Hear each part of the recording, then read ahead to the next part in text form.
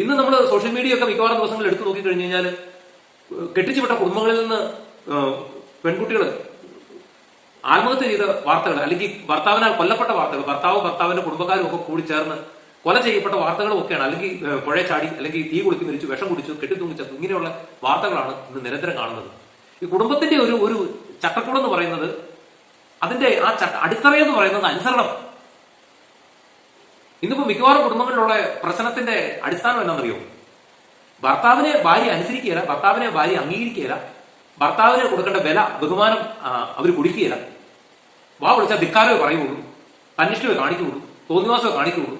എന്നിട്ട് ഇത് കാണുന്ന മക്കള് നാളെ വിശുദ്ധരായിട്ട് ജീവിക്കണം, ഈ ഭാര്യയെ അനുസരിക്കണം, ഭാര്യയോട് സ്നേഹത്തോടെ പെരുമാറണം, അല്ലെങ്കിൽ അവരുടെ അമ്മയെ അനുസരിക്കണം, അമ്മയെ അവർ അംഗീകരിക്കണം എന്ന് പറയാൻ നടക്കുമോ?